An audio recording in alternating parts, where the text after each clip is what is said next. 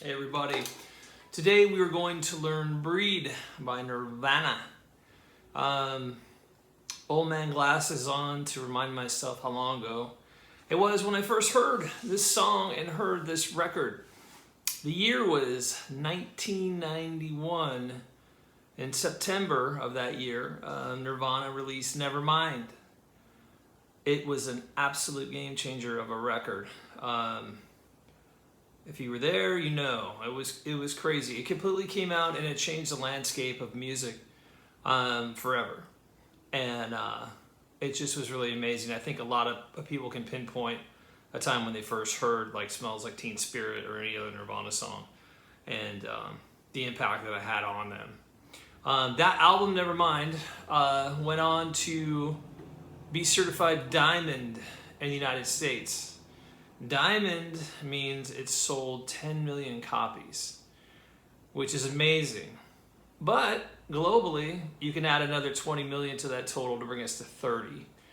So again, just you're never going to see something like that happen again. It was a phenomenon. It was awesome. And on a personal note, on that tour, on the Nevermind tour, Nirvana came to play the Arizona State Fair. And my band was playing the same day. My band was playing like way down the fairgrounds next to like the barnyard animals and the macrame or whatever was going on down there. And we played to a bunch of 4-H kids and the Brownies and Girl Scouts, I believe. And they played the Enormo Dome, the Coliseum. The funny thing was, and the cool thing was that we had to load in our gear and we had to go under the stage for some reason. And at that time, Nirvana was on stage. They were playing, they were sound checking. And it just sounded like the hugest thing ever. It sounded like elephants, like storming through a canyon. Like it sounded massive. And it was just really cool and exciting. I mean, the energy that Kurt had, and then you have that rhythm section with Dave Grohl just beating the absolute shit out of his drums with aggression.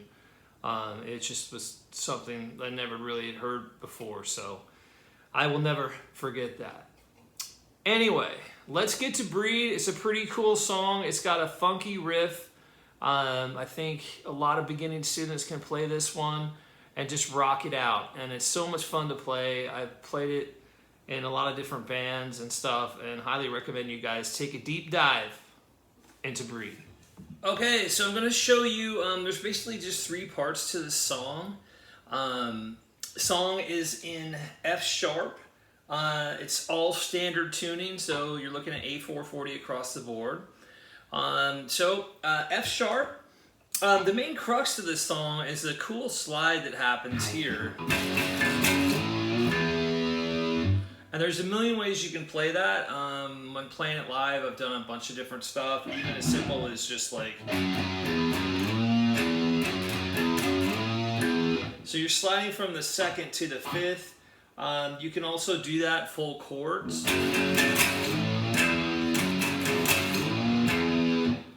I think the way Kurt was doing it is he was kind of throwing an extra bend at the end. It almost just does sound like one finger, and I'm sure they multi-track that.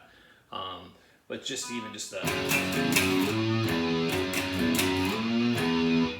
kind of varying how you're bending at different times, I think sounds really cool. And playing it live, you can do all kinds of stuff. On the solo, I'm not really covering the solo. It's just kind of a noise solo in that key in F sharp. It's really cool. When we used to play it live, I just would do whatever. Almost like the worst sounding stuff you can come up with is even better. Just like, he's just totally making noise there, which I think is amazing and brilliant. So I think that's up to interpretation. And I think if Kurt were still around, that's probably how he would want you to do it. So I would leave that wide open. But the main parts, again, are the main riff.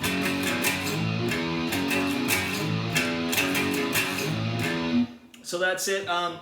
The part you're going to be playing the most is down here. It's going to be on the 4th and the 3rd string at the 11th fret.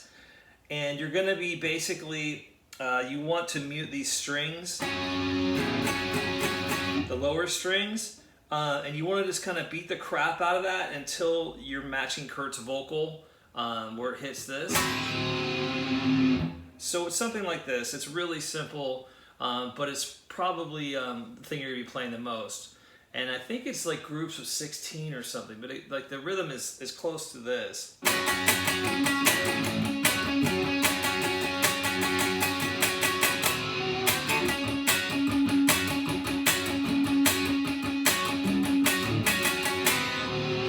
So again, that's the 11th frets on the 4th and 3rd string, and then you're lifting your second finger off and you're using your index finger when you're moving it from 10 to 11 on the D string.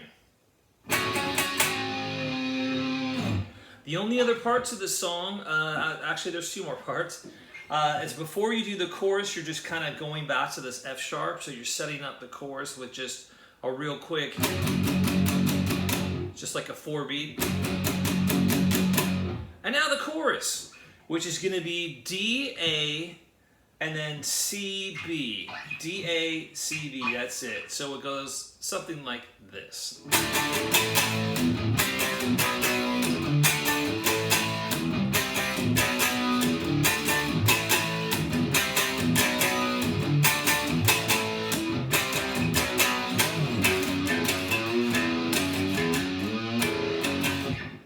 That's basically it. So it's a killer song. It's so much fun to play. It's just like a blast of adrenaline.